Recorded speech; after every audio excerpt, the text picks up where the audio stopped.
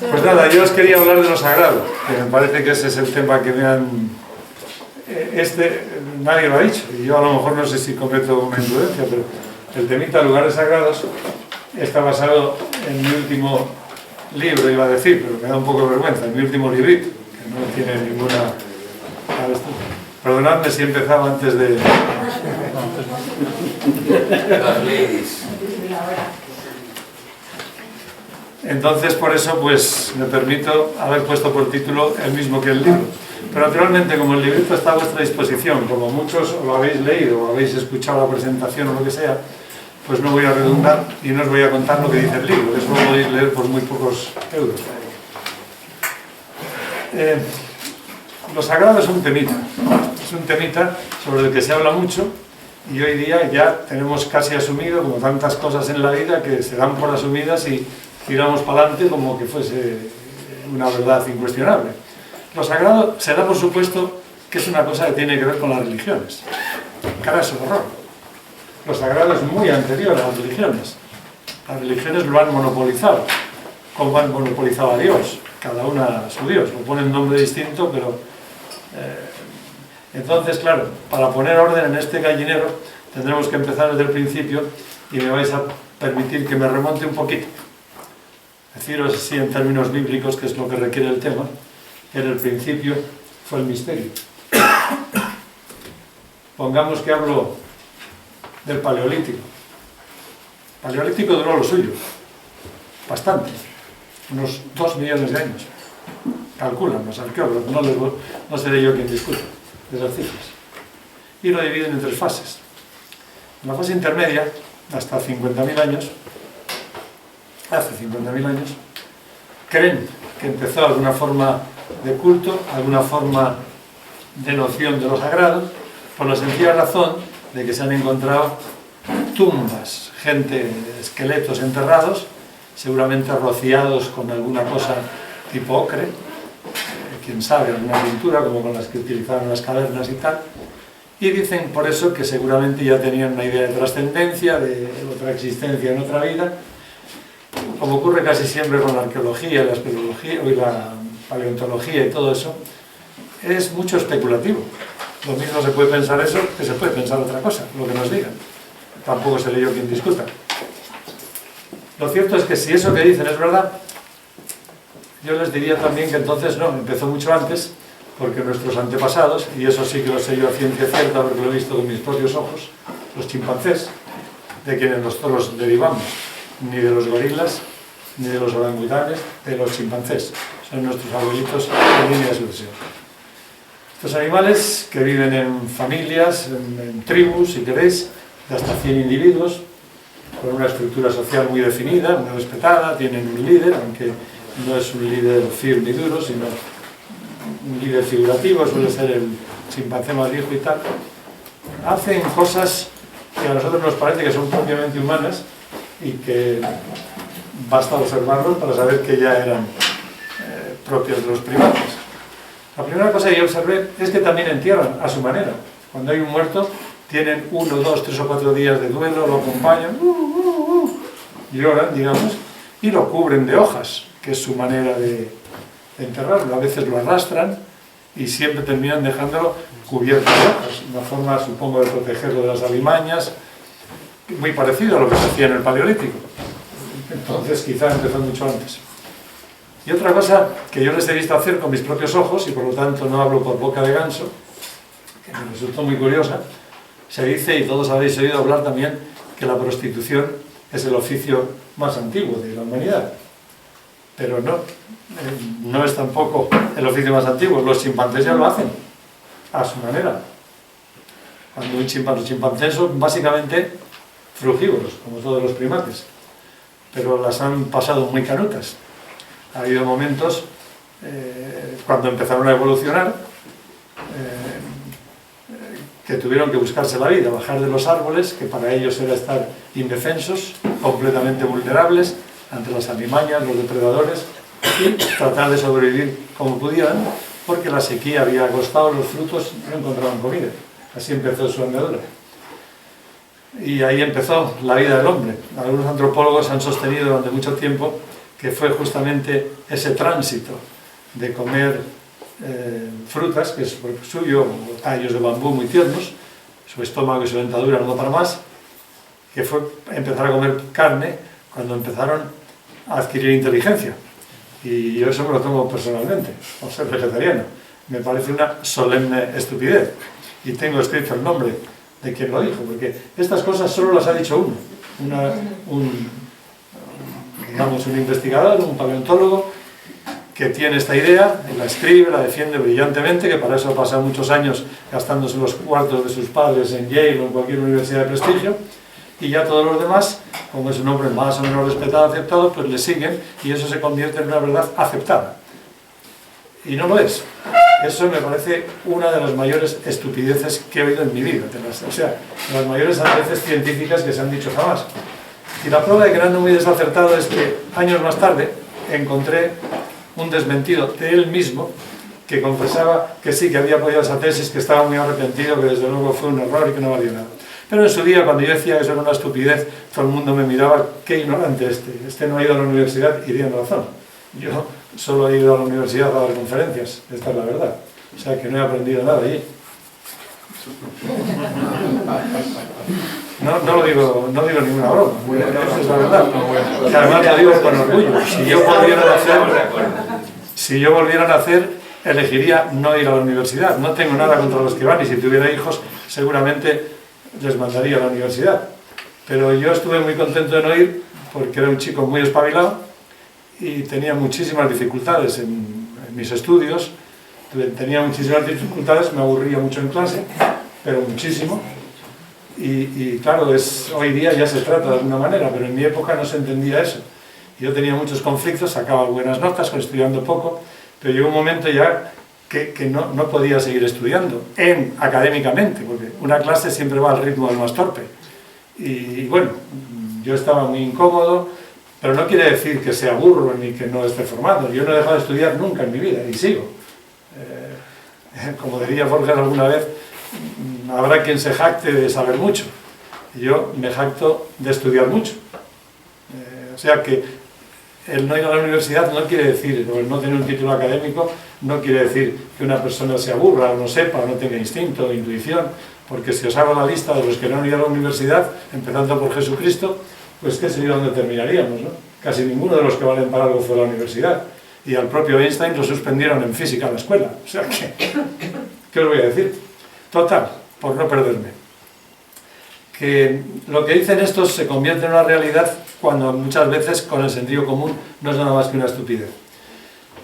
Y volveré a esto, pero decía que lo de la prostitución empezó mucho antes de lo que creíamos, porque yo he visto con mis propios ojos cómo estos animales que ya se habían adaptado a comer de vez en cuando algo de proteína, habían desarrollado y han desarrollado estrategias de caza en el que se dividen las tareas. Unos se entretienen a alguna posible víctima, monos muy pequeños habitualmente, otros les preparan una encerrona, vienen por detrás y cuando está más entretenido, viendo los gestos agresivos de los de enfrente, se le echan encima por detrás, le atrapan de un brazo y lo voltean contra un árbol repetidas veces hasta que lo matan, y entonces se reparten el mono entre los que han participado en la cacería.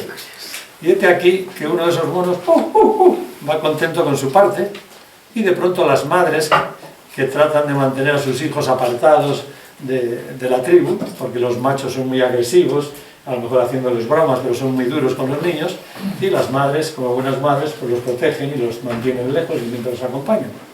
Entonces ve a este hombre, sí, y entonces le da la retambufa y dice y el macho le entrega su parte y le hace una, bueno, no es decir, lo hacen a su manera, es una eyaculación por inyección, eso tarda un segundo aproximadamente, segundo y medio, lo cual es un temita también a discutir, y la monita se queda mirando y dice, ya está. Y él se limpia con una hojita, eso lo he visto yo todo, no lo estoy contando de los libros. ¿En qué lugar lo has visto eso? ¿En qué lugar? Lo he visto en un lugar llamado Etiopía, en el Rif, dentro del Rif. Allí hay una gran selva donde habitan varias familias de chimpancés, ahí lo he visto.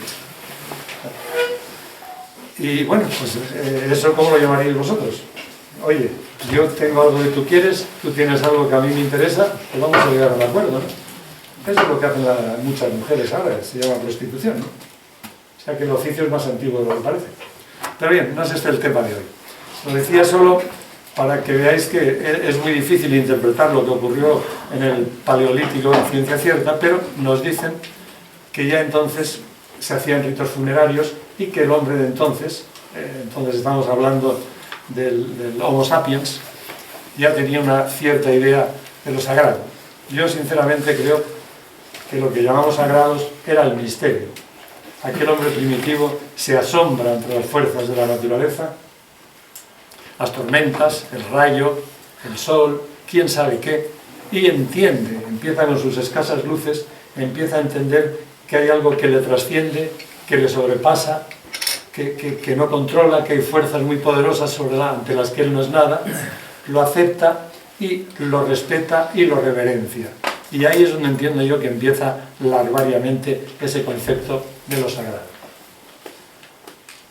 Ahí más adelante, claro, las tumbas ya son más sofisticadas y aquí ya se ve que sí, no solamente se limitan. Antiguamente en el Paleolítico dicen que les ponían una especie de ocre, una especie de pintura roja, pero en tiempos posteriores, ya en el Neolítico, hasta unos 5.000 años, eso también lo cuento, que lo he visto con mis propios ojos, las tumbas eran muy distintas, eran muy elaboradas, los esqueletos estaban en posición fetal, había objetos, ánforas, pequeñas cosas de cerámica, etc., que se supone que tendrían algo que ver con el más allá, o quién sabe qué razones tendrían, y ahí ya vemos que en efecto sí, esa civilización hace ya 5.000 años pues está más consolidada, y además sabemos que en esa época había ya una forma larvaria de religión. La religión primitiva, primaria, empezó con los chamanes, el listo de la tribu, que sabía un poquito más que nosotros, que además sabía cómo impresionar a los otros, que utilizaba sus gorros, sus ropajes, sus magias, sus varas, para aparentar más, para impresionar las mentes débiles de sus coetáneos, y genera una especie de autoridad trascendental.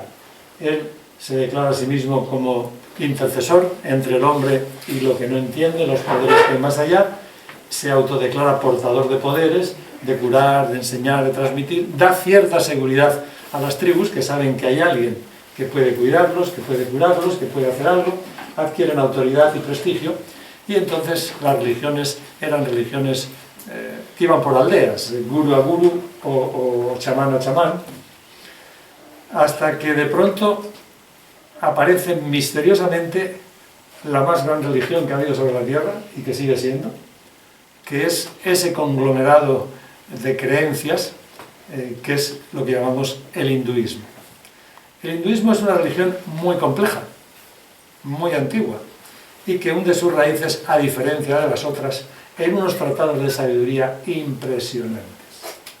Es decir, una de las cosas que a mí más me han desconcertado y siguen desconcertándome cuando uno lee los Vedas es de dónde ha salido tamaña sabiduría, que sí son los libros más antiguos de que se tiene noticia, pero eso es lo de menos. Es que esos libros solo recogían una tradición oral que se pierde en la noche de los tiempos, que ha sido trasladada literalmente, lo aprendían de memoria, de generación en generación, que durante cientos de años se escribía en esas hojas de banano, que son enormes. Cuando había ya siglos, el sánscrito es la lengua más extraordinaria antigua que existe, ¿no? Y en cierta manera está mucho más viva que el latín. Y están escritos en sánscrito. Y estuvieron escritos así que lo compartía mucha gente, hasta que aparecieron los primeros pergaminos. Ahí están los 4 Vedas. Dentro de los Vedas están los Upanishads, y dentro de los Upanishads, dentro de uno de ellos, Katha Upanishad, está la frase, a mi juicio, más audaz que ha dicho jamás hombre alguno. Es muy simple. Tat tuam asi. Tat tuam asi. Tú eres eso. Que es exactamente la blasfemia por la que Jesús fue condenado a la cruz. ¿Recordáis? Mi Padre y yo somos uno. Es decir, establece la identidad entre el ser individual y el ser cósmico, ni más ni menos. Es decir, que Dios, la divinidad, ese principio, vive dentro del hombre, vive dentro de cada criatura, vive dentro de cada cosa, y que el universo en el que vivimos solo es una proyección. Si os cuesta entenderlo, pensad en el cine. Es lo que ocurre en el cine, que tanto nos atrapa, esas películas maravillosas que nos hacen llorar, gemir, tensarnos. No existen en la pantalla, no es algo que ocurra ahí, sino es algo que se proyecta desde una cámara. Y si entendéis esto, es muy fácil entender lo otro. La realidad que nos rodea no es una realidad preexistente, sólida, a la que nosotros seamos capaces de captar con nuestros sentidos. Este es el sentido que nosotros damos por bueno, ¿no? ¿A vosotros qué os parece? ¿Que las cosas existen y nosotros las vamos captando? ¿Eh? Lo que parece, sí. Lo que parece. ¿Sería mucho pedir un poquito de agua? Está ahí. Ok, gracias. Yo os digo, no es así. No es así. Nuestra mente proyecta una realidad. Para entendernos. Antes me decía este Ramón, que es un hombre muy sabio, aparte de ser un varón muy elegante, que no hay nada más que energía, vibraciones. Sí, claro, estamos completamente de acuerdo. En el universo solo hay vibraciones, muy sutiles, por cierto, de distintas frecuencias. Nuestros ojos no es que vean un árbol, o una casa, o a Fernando, o a Juan. Nuestros ojos captan esas vibraciones que excitan el nervio óptico. O sea, que nosotros no vemos con los ojos, en contra de lo que creéis. Los ojos son una lente. Muchos dirán, pues es que yo sin los ojos no veo. Claro, yo sin gafas tampoco. Pero las gafas no son la vista. Las pongo, coño, qué bien se ve, pero no son la vista. Solo reconducen esas radiaciones de tal manera que formen algo en la retina, eso excita el nervio óptico, se transmite esos impulsos a un lugar del cerebro donde la propia mente viste todo eso, lo da formas que son las que aparecen en nuestra mente y que nosotros, por hábito y por dejadez, hemos decidido que es la realidad. Decimos, este qué guapo, esta qué guapa, este árbol qué bonito, de paisaje, pero no es así. Si pensáis filosóficamente y en pureza, la realidad no existe. Y la prueba la tenéis en que basta cambiar de estado mental o de estado de conciencia, por ejemplo, entrar en el sueño, para que esta realidad se disuelva. Y solo existe aquello que permanece en todas las circunstancias. Lo que es temporal no existe. Es un proceso. Como ¿Y qué es eso que permanece siempre? ¿Qué es? Solo existe lo que permanece en todas las circunstancias. ¿Y qué es? ¿Eh? ¿Y qué es? ¿Qué es eso permanente? No pongamos el carro delante de las vacas, vamos de a poquito. Ah, vale, vale. Gracias. Entonces, voy a aprovechar para dar un poquito de agua.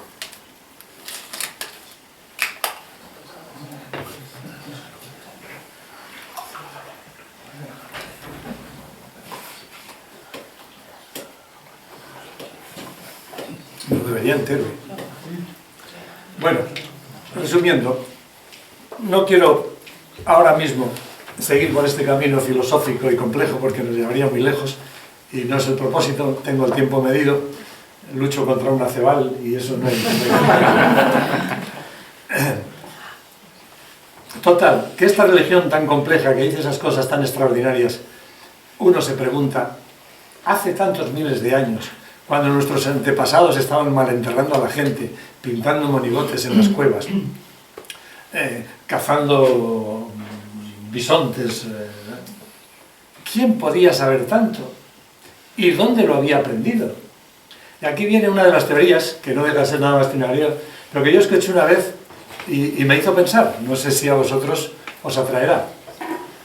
La teoría sostiene que nosotros no constituimos ni la única ni la primera civilización que ha habido sobre este planeta. Y a mí eso, en el punto en que está nuestra civilización ahora, me parece muy verosímil. Porque nuestra civilización ha alcanzado un punto en el que tiene la capacidad de destruirse a sí misma muchas veces. O sea, no es que nuestro potencial atómico sea capaz de destruir la Tierra y toda la civilización sobre la Tierra, sino que puede hacerlo muchas veces, cosa difícil. Porque matar a una persona muchas veces es difícil, pero destruir un planeta muchas veces es teóricamente posible. Esta es la situación actual. Entre los arsenales de Estados Unidos, de Rusia, de Israel, de no sé cuántos sitios, existe esta capacidad. Y si por H o por B estallase una guerra nuclear y el 99,99% de la humanidad desaparecería, pero como las cucarachas, siempre habría algunas, probablemente en los altos contrafuertes del Himalaya, donde menos llegó el hongo, por H o por B. Esto podéis, si queréis dar rienda suelta a la imaginación, podéis entroncarlo con la leyenda de la Atlántida, que también se destruyó un continente entero, etcétera, etcétera. Resultado, que si esta bomba o esta explosión o esta guerra total nuclear existiera, tendríamos que la humanidad en su inmensa mayoría desaparecería de la Tierra con toda nuestra civilización, pero puede que aquí y allá, en alguna isla abandonada, en algunos valles altos de algunas grandes cadenas montañosas, pudiera sobrevivir algunos hombres y mujeres que supieran bastantes cosas de las que sabe nuestra civilización, que las han oído por la televisión, que las han estudiado en la escuela, que saben, pero que no tuviesen ninguna tecnología, no podrían ni escribir, no tendrían ni un lapicero, ni un bolígrafo, ni un papel, nada. Y empezaría así una civilización en la que solo se transmitiría de padres a hijos por vía oral lo que ellos supieran. Y este sería su legado, hasta que alguien pudo empezar a escribirlo de alguna forma, etc. Bueno, es una explicación a la que no es que yo esté particularmente abonado, pero por lo menos explicaría de alguna manera eso, que de otra forma es muy inexplicable, porque la sabiduría de los Vedas no tiene parangón en la actualidad. Y todo el desarrollo científico actual, incluso filosófico, es que no le llega ni a las rodillas, no ha llegado ni siquiera a desconchar todas las tesis inamovibles desde hace miles de años que están en los Vedas. Entonces, como veis, no se trata de una religión cualquiera. Y es que la India es muy peculiar. La religión solamente es el aspecto exotérico y, si queréis, popular de un sistema de pensamiento que es muy complejo, que es una altísima sabiduría y que, por tanto, no es dogmático ni exige esa fe absoluta, sino que el hinduismo es muy práctico, muy alegórico, muy metafórico, y lo único que trata es demostrar a las mentes más simples una especie de mapa para que entiendan el terreno. Con un mapa te ayuda a entender el terreno. Y por eso ha inventado tantos dioses. A los hindúes se los tiene por una religión politeísta. Es un craso error. No es verdad, pero lo parece. Y las mentes simples lo han dado por bueno. Fernando, esta misma a mediodía en la mesa, se declaraba politeísta. Es lo único que no se había declarado hasta ahora. Pero yo le he conocido de comunista, de marianista, de cristiano, de ateo, de budista, y ahora es politeísta. Bueno, en ese caso no será hindú. Pues los hindúes parecen politeístas, porque en el panteón hindú hay muchísimos dioses, y bastantes diosas, que en eso hay mucha igualdad en la India, pero todo el mundo sabe allí que no son dioses sensu stricto. Ahí hay una figura que es muy relevante, que se llama Ishvara. Ishvara es una deidad que no es el Dios Supremo, pero que tiene características. Tiene forma, tamaño, peculiaridades y una personalidad semejante a lo humano. Cuando yo oigo a veces decir a algunos que Dios creó al hombre a su imagen y semejanza, yo me digo para mí, pues yo creo que es al revés. Que el hombre ha creado a Dios a su imagen y semejanza. Nos hemos inventado un Dios que es un hombre en grado de perfección, ¿no? Y esto es lo que han hecho los hindúes. Han creado muchos dioses, Shiva, Hanuman, Brahma, Vishnu, Radha, Krishna, podéis estar hasta mañana. Cada uno tiene sus características, tiene sus atributos, tiene su simbología, tiene su personalidad, y cada devoto se siente más identificado con alguna de esas figuras y las reverencia, las adora, las hace ceremonias, hace ofrendas, etc. Es su deidad particular, y además, meditando en ellas, mimetizándose con ellas, absorbe por mimetismo las virtudes de esas deidades, con lo cual es una forma de crecimiento emocional, porque eso es una religión, es una forma de una serie de ceremonias, de mecanismos, de actitudes, de oraciones, que tratan de transformar la emoción natural de esos individuos, transformarla en devoción por un ser superior. Pero los hindúes, a medida que van avanzando, van aprendiendo más y más cosas. Entonces los dioses los van respetando porque entienden que hacen una labor extraordinaria, pero también esos dioses están todos sujetos al poder máximo de Brahman. Brahma es el creador, pero Brahman es lo absoluto. Y nadie lo nombra, porque nombrar a Dios es limitarlo. Es algo tan grande, tan lejos de nuestra concepción, tan infinito, tan extraordinario, que no vale la pena ni nombrarlo. Está muy lejos y no vale la pena todo ese trabajo que se toman los teólogos mareando la perdiz, que si es alto, que si es bajo, como que hablasen por teléfono con él los fines de semana, vamos. No, a mí el hinduismo me parece un sistema fantástico, porque hay mentes en distintos grados de evolución, y el hinduismo tiene para todos, desde los que adoran a una piedra o al sol, que está bien, porque lo importante no es a quien adora, si a la Virgen o una piedra, lo importante es que haya adoración, que es una actitud mental. Igual que cuando tú te concentras, te puedes concentrar en un punto en la pared, te puedes concentrar en la imagen de Shiva, da exactamente igual. El objeto de concentración es nada más que una ayuda, un soporte, para que se produzca lo que realmente nos interesa, que es la concentración mental. Entonces, esta religión tan compleja y tan extraordinaria, que ni siquiera hoy en el siglo XXI entienden muchos, es la que influyó sobre todas las otras. Porque las religiones no crees que apareció una aquí y otra allá, no, todas se han copiado, se han fundido, todas influyeron. El hinduismo, sobre quien primero influyó de una forma definitiva, fue sobre Zoroastro. El zoroastrismo tiene influencias netas, indoarias, y Zoroastro fue un señor, en aquella época, hace, como os digo, unos 5.000 años o más o menos, aunque nadie se pone de acuerdo ni dónde nació, ni siquiera si en realidad existió. Hay gente que piensa que hubo varios grandes maestros, como mínimo 3, y decidieron llamar Zoroastro al último. ¿Quién sabe? Normalmente dicen que nació en Persia, otros, muchos, que nació en Azerbaiyán, pero yo conocí a un tipo muy interesante, a un arqueólogo muy renombrado, un greco-ruso, que se llama Sarianidi, que ahora estará rondando los 80 y muchos años, quizá 80 y todos, y que ya en este plan de jubilación ha dedicado su vida a desenterrar y desentrañar una civilización que él encontró en el desierto del Karakum y que llama Margiana. Él sostiene que Zoroastro nació allí. Y esto que os voy a contar ahora tampoco lo he leído bueno, lo podéis leer en mi libro, pero lo he escrito yo. O sea que lo que os cuento ahora lo he oído de sus propios labios. Pasé un tiempo con él allí en el desierto donde estaba haciendo sus excavaciones y en el desierto, claro, juegas al nardi o charlas, no hay otra alternativa. Y nosotros jugamos un poquito al nardi y charlamos mucho.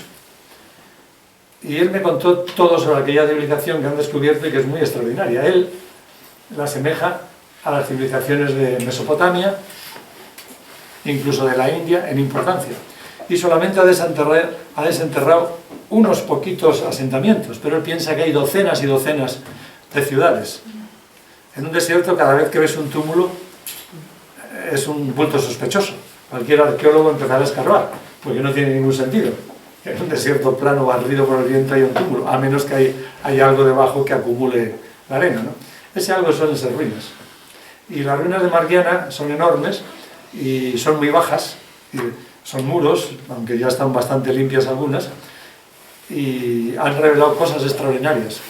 La más extraordinaria es que allí debió de haber templos de aquellos sacerdotes solares, contra los que luchó Zoroastro. Zoroastro se hizo famoso luchando contra esos cultos primitivos. A Escotado le encantaría escuchar que en esos templos había como un gran espacio, una sala, que estaba enteramente dedicada a producir y acumular una sustancia alucinógena, evidentemente. Tenía opio, tenía efedrina, tenía muchísimas sustancias, leche de camella, que era alucinógeno, y que al entrar a las celebraciones todos tenían que tomarse antes. Dios sabe lo que ocurriría a partir de allá. Menos mal que ha ocurrido hace 5.000 años, si no el Dragoya nos llevaría allí a hacer un eleusino de estos, bien colocados. Y claro, pues aquí tenemos el uso de las drogas con propósitos religiosos que lleva a los individuos a alucinar y, por lo tanto, de alguna forma a vivir esas cosas extraordinarias. Quién sabe cómo lo manejarían los sacerdotes, que siempre han sido muy hábiles para imponerse sobre los mortales con muchos ardides, ¿no? Mucha psicología, muchos trucos, mucha vestimenta, muchas actitudes, quizá una mente superior a la de los otros, quizá más conocimiento, knowledge is power, el conocimiento es poder, y así fueron las religiones, nadie se escondió. Si vosotros veis los sacerdotes actuales, por ejemplo, en cualquier iglesia, en cualquier ceremonia, sus ropajes, sus casullas, esos gorros extraordinarios, esos báculos, cómo se transforman como chamanes. Antiguamente, en mi infancia, nos daban a besar el anillo, eran poco menos que deidades, ahora han perdido mucho peso, mucha influencia, pero realmente siempre se han erigido como intermediarios entre el hombre y Dios, ¿no? Eso es mucho tema. Y la autoridad con la que predicaban, cómo hablaban de Dios, cómo nos acusaban. Yo tengo muy grabado en mi infancia aquellos ejercicios espirituales que nos describían el infierno con una nitidez y tal, nos hablaban de Dios, Dios quiere que sea sacerdote y tal. Claro, te influían muy potentemente. Entonces, aquí se crean unos arquetipos. El arquetipo se consolida cuando estas leyendas, estos mitos que se crean en un momento dado, pasan a los niños en su más tierna infancia. Cuando los niños empiezan a oír hablar de esto desde que tienen uso, mucho antes de tener uso de razón, la mente del niño es muy plástica. Y cuando tú grabas algo, el demonio, arquetipos, el cielo, esta religión, la bondad, la Virgen, eso no se quita nunca. Puede que una persona sea después muy inteligente, tenga 5 carreras, sea filósofo, sea no sé qué, y puede que incluso sea capaz de intelectualmente pues desasirse de muchas de aquellas creencias atávicas que le vienen, pero emocionalmente no es posible porque lo tienen tan grabado en lo profundo, en nuestra personalidad, en nuestra estructura mental, queda profundamente grabada en esos primeros años. Por eso todas las religiones luchan tanto por la educación de los niños, desde la más tierna infancia, porque ahí te lo meten con la historia sagrada y todo, los arquetipos se quitan muy mal, hasta el punto, como os digo, de que se han apoderado por la vía del monopolio de lo sagrado, de lo divino, de Dios y de todo, todas las religiones. Entonces vemos que cuando aparecen las religiones, primero es el hinduismo, luego es el zoroastrismo, que influye poderosamente sobre el judaísmo y subsidiariamente sobre el cristianismo, que es una franquicia del judaísmo en origen. Y el Antiguo Testamento y muchas cosas del cristianismo influyen poderosamente sobre la gran religión que viene después, que es el Islam. Yo hace muchos años hice un estudio, en este caso era sobre la muerte en las 3 grandes religiones. No me metí siquiera con el hinduismo, aunque al final no me quedé a remedio por el tema de la reencarnación y tal, pero os sorprenderíais cuando leéis la teología de las 3 grandes religiones, es que se copian, es que son idénticas, casi hasta en sus historias y todo, ¿no?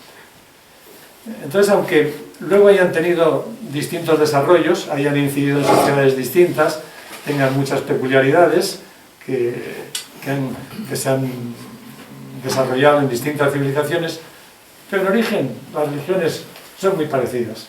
Es tomar el monopolio de Dios, conseguir muchos adeptos y tener control sobre eso, que luego Constantino, siglo IV, convierte, él mismo dijo cerrando el puño, jamás ha existido un arma política tan poderosa como la religión, en su versión. A partir de aquí tenemos que lo sagrado ya es inducido por las religiones. Desde que aparecen las religiones, lo sagrado es lo que las religiones dicen que es sagrado. Todas las religiones tienen, este chico que habló antes nos ha hablado de la menora, nos ha hablado de, bueno, en el cristianismo, los católicos tienen la custodia, que también habló de ella Fernando, tienen el cáliz, tienen el sagrario, tienen el ara, tienen los templos, tienen la casulla, tienen los ropajes, tienen la tonsura, casi todo es sagrado. Pero es sagrado porque lo dicen ellos, que han creado hasta un espacio en el que ellos, cuando les va mal, se encierran y lo llaman acogerse a sagrado, donde no les puede entrar ni siquiera la judicatura. Entonces, lo sagrado de las religiones, a mi modo de ver, es muy poco interesante. Lo interesante viene ahora, a mi modo de ver. Y es que una vez que hemos superado esas etapas del misterio, de lo sagrado de las religiones, entramos en lo que verdaderamente cuenta hoy.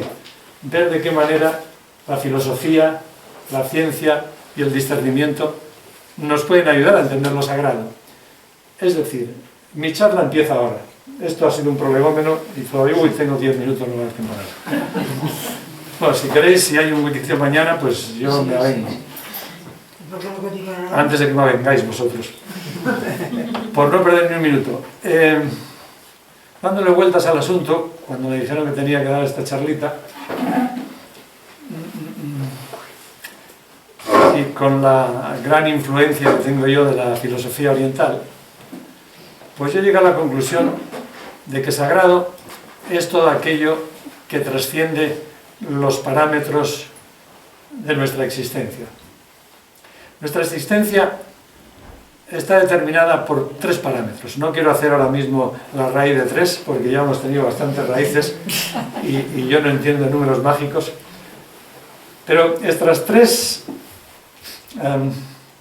fuerzas son las que determinan nuestra existencia en este mundo. Y estas circunstancias son tiempo, ¿qué más? Creación. Creación. Espacio. Sí, tiempo, espacio y... Conciencia. ¿Cómo? Conciencia. Tiempo, espacio y... No podéis fallarme en esto. Tiempo, espacio y mente. Tiempo, espacio y mente. Sobre todo la mente. Habéis venido a meditar esta mañana casi todos, os he dejado un recadito. La mente es todo. Pero la mente es concebida por la conciencia, ¿no? Porque yo puedo hablar de mi mente. La mente es concebida por la conciencia. Cuando hablo de mi mente. Ya. Vamos a dejar el debate para otro rato, para no perder tiempo. Pero primero tendríamos que decirnos qué es la consciencia y cómo te manejas con ella. Y luego ya seguiríamos. Pero de esto te llevaría un ratito. Sí, la verdad que sí. Entonces, es muy fácil, estamos muy inclinados a utilizar conceptos en nuestro discurso que nos sobrepasan. Y yo me manejo muy mal ahí, porque a mí solo me gusta hablar de las cosas que más o menos entiendo. Pero conceptos como la consciencia superior, etcétera, eso no lo entiende nadie. Y los que dicen que lo entienden son los que menos lo entienden. Porque son palabras mayores. Estamos hablando de lo sagrado, de los que está al otro lado. Para entendernos, lo profano, lo cotidiano, es lo que hay de tejas para abajo. Y lo sagrado es lo que hay de tejas para arriba. Antes hemos insinuado que todo lo que nos parece ver y que los hindúes bautizan con un concepto muy conocido, se llama Maya.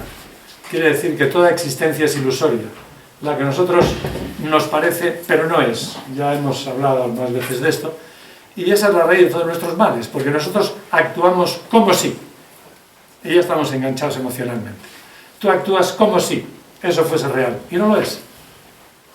Hay esta famosa historia brevísima de un sabio que va caminando por la noche por esos estrechos caminos que hay en la India entre los arrozales, y en plena oscuridad de pronto siente como una serpiente, una cobra, que es la que más abunda allí, se le enreda en la piedra, le aprieta, ¡ah!, grita desesperado, busca como puede un candil, ¿entiende? Y cuando logra iluminar la situación, ve que es una soga que estaba allí y él se había enredado en ella. Pero su mente le dibujó una cobra y él reaccionó como si. Y esto nos pasa a nosotros en nuestra película que vivimos, que constantemente reaccionamos como si. Y eso, esta reacción como si, es lo que se llama una emoción. Es decir, las emociones son cosas que no existen nada más que porque nosotros hemos decidido que existen y te atrapan. Y tú actúas como si fuera verdad. Pongo por caso de vida emocional, ya que estamos en ello, el más común, la religión. Una religión nosotros seguimos, observamos, tomamos por ciertas una serie de creencias y de cosas que nos han dicho desde pequeñitos. Que Dios existe, que la fe es un don de Dios, que Dios te cuida, te quiere, no sé qué. Lo tomas, te aferras a ello y no hay Dios que te lo quite, ni el de verdad. Eso es una emoción. El amor, por ejemplo. del que hemos hablado también en alguna ocasión, aunque tuvimos que ir hasta Marruecos para hablar de eso, cuando podíamos hablar en la sobremesa, pero bueno. El amor, uno se enamora. ¿De quién te enamoras? Uno nunca se enamora de otra persona. Uno siempre se enamora de una imagen ideal que él proyecta sobre otra persona, que él sobreimpone sobre otra persona. Y cuando con el tiempo va conociendo a la persona real, dice, uy, Pepe, ¿cuánto has cambiado? No, no ha cambiado. Pepe igual de tonto que antes. Pero tú te has ido dando cuenta poco a poco del Pepe real y no del que tú te habías enamorado, que ese solo existía en tu cabeza.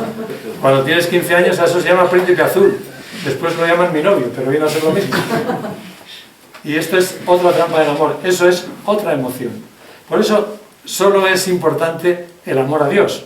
Porque no quiero extenderme mucho, porque ya hablamos de esto en algún sitio, pero el amor es una entrega absoluta, en el que uno solo da. Todo lo demás son sucedáneos, mentiras, parole, que no llevan a ninguna parte. Y esta es la gran mentira de nuestra vida. La llenamos de palabras y conceptos falseados, nos apegamos a ellos, se nos rompen al poco, peleamos, y hemos hecho de la vida una aventura fatigosa, una pelea constante, que nos produce mucha infelicidad, porque encima no nos damos cuenta de que somos actores de una gran comedia. Y como actores debiéramos realizar esa comedia como sí. Es decir, te voy a matar, traidor. Pero bueno, tú dices, no, no me mates. Pero vamos, terminamos, nos quitamos el maquillaje y nos vamos a tomar una cerveza.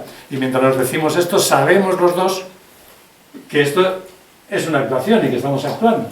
Y nosotros en la vida somos actores, pero actuamos como si fuera verdad. Nos engañamos a nosotros mismos y nos llevan los demonios. Pasamos miedos, turbaciones, cuando no hay ningún motivo.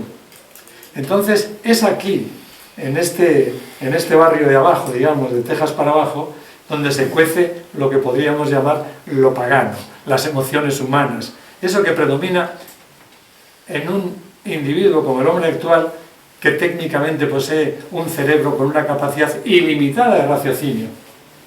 Es como un servidor, por ponerme de ejemplo, pero podría ser cualquiera de vosotros, que tiene un ordenador Apple de última generación con una capacidad y una cantidad de gigas que no sé contar ni siquiera hasta tantas, pero que yo solo lo utilizo con 2 dedos para escribir.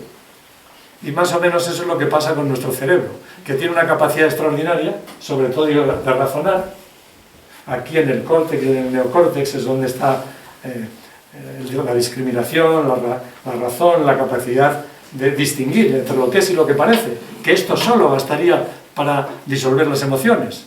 Basta con que fuéramos capaces lúcidamente de distinguir entre lo que es y lo que parece. Pero no lo hacemos. Nuestra vida, al 95%, 98%, lo que queráis, es puramente emocional. Y no queremos a nadie porque sea muy listo ni porque tenga muchos títulos. Queremos a la gente por su textura emocional. Porque, oye, qué buena gente es, oye, qué bien me entiendo, oye. Así es como funcionamos. Todo es emocional. Y por lo tanto todo es falso, porque eso nos libera de razonar, de ver las cosas con distancia y de poder proyectarnos a lo sagrado, que es lo que está de Texas para arriba. ¿Cómo se las arreglan los yogis que se han dado cuenta que el único propósito de la vida es acceder a lo sagrado, a lo poderoso, a lo que está más allá? No hay otro camino. Y todos los otros llevan a este. El tramo final, la única fuga posible, la gatera por la que podemos escapar a las miserias y limitaciones de este mundo, el tiempo, el espacio y la mente, no es otra que la meditación. Porque la meditación consiste exactamente en detener el flujo mental. Yoga, Chitta, Vritti, Nirodha. Ese es el primer sutra de Patanjali. Yoga, Chitta, Vritti, Nirodha.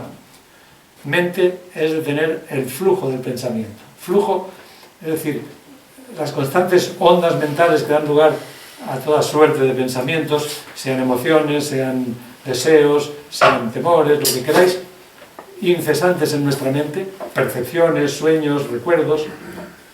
Esos se llaman vrittis, son como olas que van llegando incesantemente a las playas de nuestra mente, ¿no?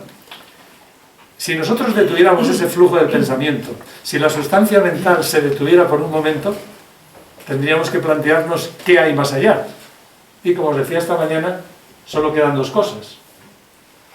Un poco lo que decía este chico antes, o está el todo o está la nada. Muchas personas, sobre todo los materialistas, dirían que no, que más allá de la mente no hay nada. En cambio, los yogis, con su experiencia milenaria, dicen no, más allá de la mente está la plenitud, está la esencia, está Sat Chit Ananda, Sat Chit Ananda, existencia, conocimiento y bienaventuranza. Y ese eres tú, esa es tu esencia. Entonces el propósito de toda la vida es llegar ahí. Y esa parte de allá a la que anhelamos llegar aún sin saberlo, paradójicamente estamos buscando la felicidad en los lugares sagrados cuando está dentro de nosotros. Pero cuando uno entiende el camino, la forma de llegar a eso que anhelamos todos, porque estas tres cosas son los tres mayores anhelos de la existencia de todo hombre inteligente: el ansia de sabiduría, el ansia de felicidad y el ansia de inmortalidad. Esto no hay otra manera de conseguirlo. Y claro, para esto no vale leer libros, hay que trabajar, hay que trascender, hay que lanzarse, jugar en nuestro interior con esos elementos que nos ha dado la vida, que son muy maravillosos. Es un tiempo, es una inteligencia, es un cuerpo, y con esos ingredientes nosotros tenemos que arreglárnoslas para ir disipando las tinieblas de la ignorancia, ir entendiendo el significado de nuestra existencia, pero no en los libros ni creyendo lo que te dice un gurú o el otro, sino experimentando en nosotros mismos, asomándonos a ese más allá. Todo lo demás son referencias. Y esto es lo que yo entiendo por lo sagrado, y por eso ese librito que he escrito, y del que no estoy particularmente orgulloso, porque no es una obra creativa, ni es extraordinaria, pero sí que, bueno, impuesto también por la editorial, he tenido que elegir un lugar sagrado de cada una de las religiones, de las principales religiones. Y no era tarea fácil, porque el cristianismo está muy atomizado. Hay coptos, protestantes, adventistas, amish, mormones, qué sé yo. Y para elegir un sitio que fuera sagrado para todos ellos, no se me ocurrió otro que el Santo Sepulcro. Los judíos igual. Este chico nos habla muy bueno, este chico, es que no sé su nombre, se llama Jaime. Nos habla muy bien del templo que tenía que estar en Moría y tal, pero lo único que queda del templo, y no del de Salomón al que se refería, sino del de Herodes, es la pared oeste, que es lo que nosotros llamamos el muro de las lamentaciones, lo que a los judíos les revienta, para ellos es la pared oeste, y ese es el lugar al que van a adorar todos los judíos, a lamentar no tener su templo en Moría, y va para largo, porque da la casualidad de que allí en Morea, donde ahora está la cúpula dorada, es donde ascendió a los cielos Mahoma, y por lo tanto es un lugar sagrado también para los islamistas, y eso está muy bravo. Pero yo he elegido este también para los judíos. Los budistas otro tanto también, están llenos de sectas, casi por países, pero dentro de cada país hay infinidad de escuelas, de gurús. No es una religión estructurada como el catolicismo, entonces hay mucha influencia de la cultura de cada país en cada sitio, desde los ropajes, desde el zen de los japoneses, al Tíbet, a la China, qué sé yo, al budismo florido de Tailandia, por ejemplo, en fin.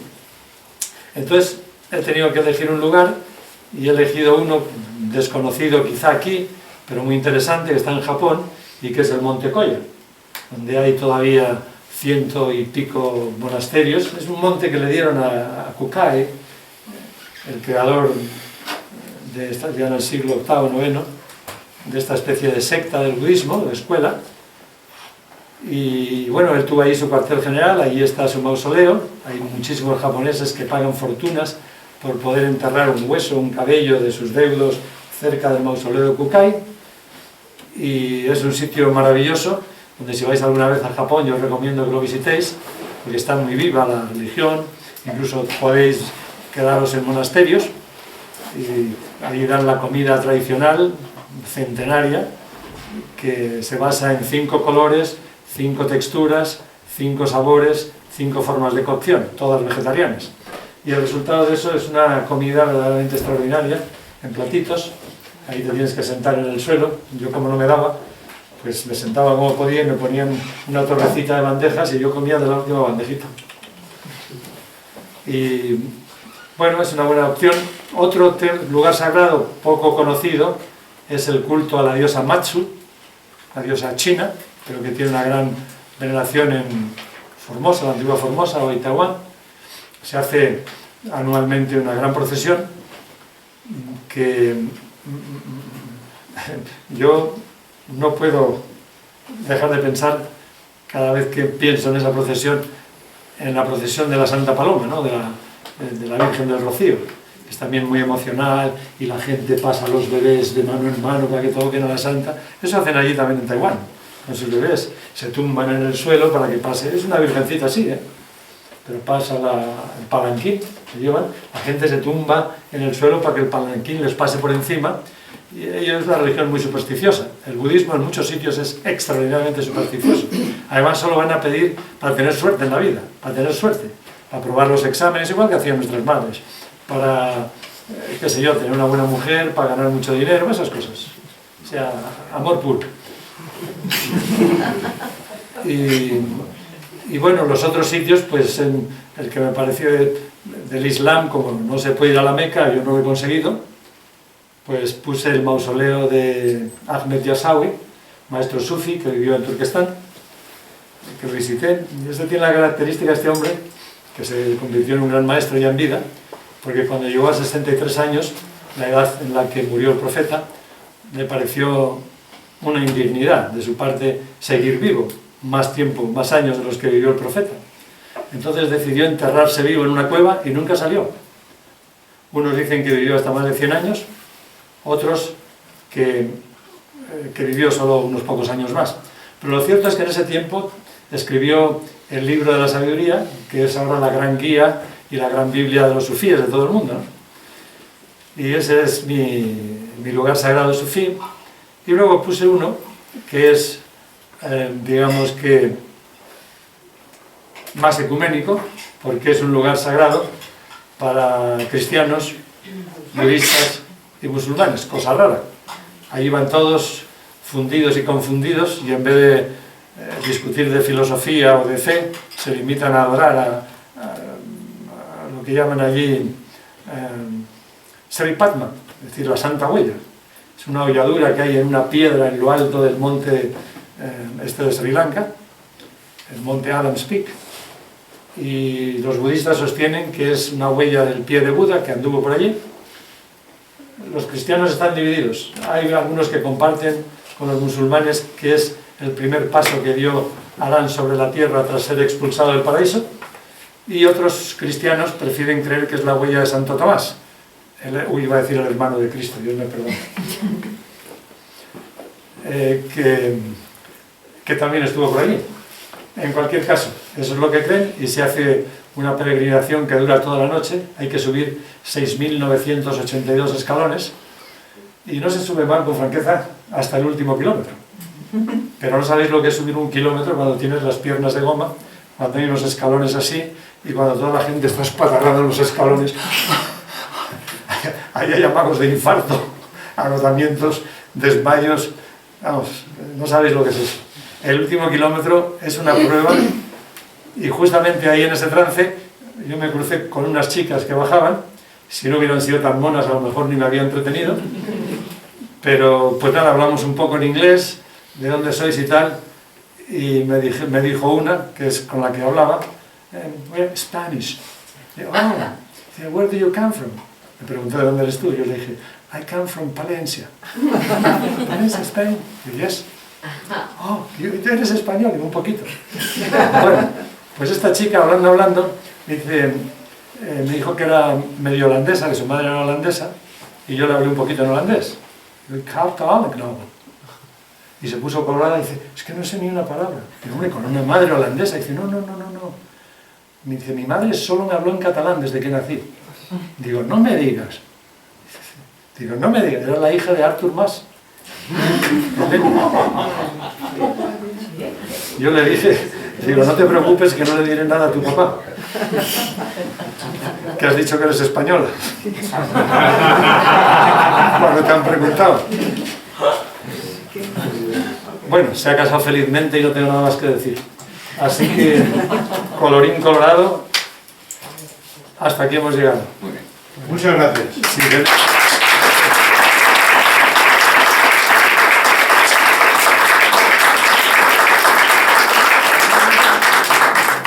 a mí, si alguna vez queréis de alguna forma mostrar, no sé, vuestra satisfacción, me gusta más el silencio y los aplausos, de verdad, ¿eh?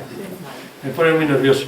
Si queréis, para honrar lo que os acabo de decir, vamos a terminar con unos minutitos de meditación, que será el preludio de ese paseo a la Cebal, en el que tampoco nos va a conducir, iba a decir San Fernando.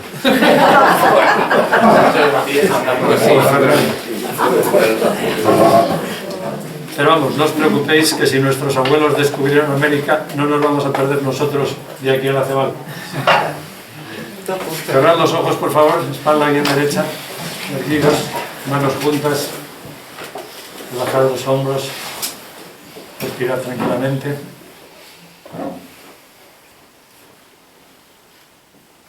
Concentraros en la respiración, observarla como un testigo, suave, rítmica, espontánea, abdominal.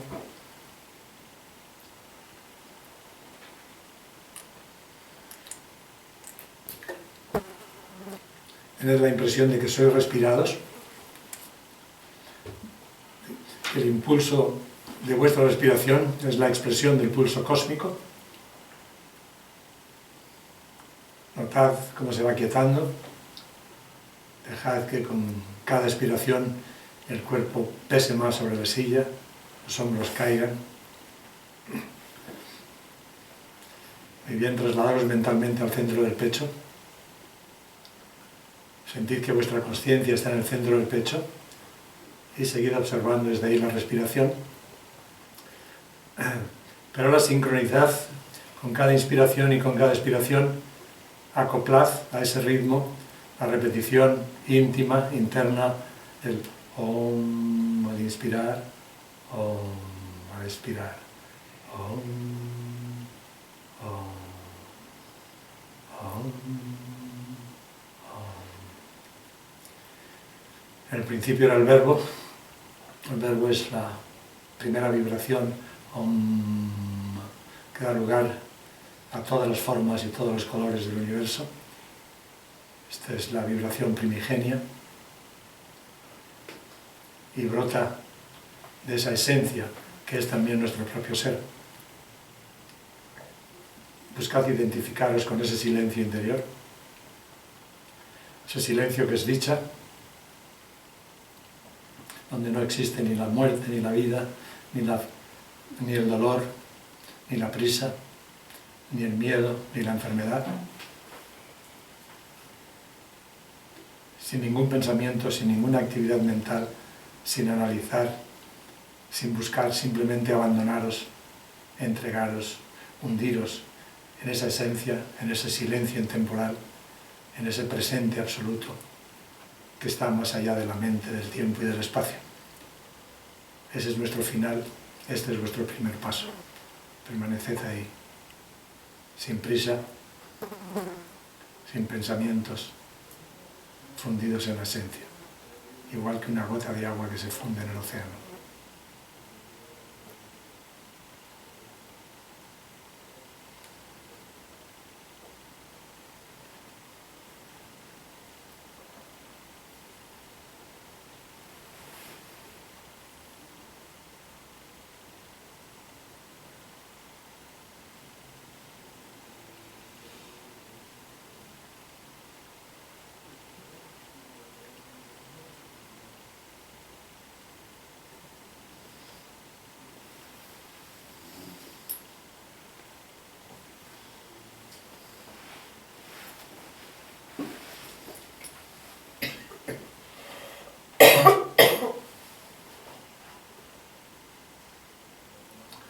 Bien, yo os propondría que guardéis este silencio como los antiguos guardaban la llama para que no se perdiera el fuego y lo llevéis con vosotros a la Cebal. Creo que la experiencia de ese bosque maravilloso será todavía mucho más hermosa si lo contempláis con la paz del silencio interior.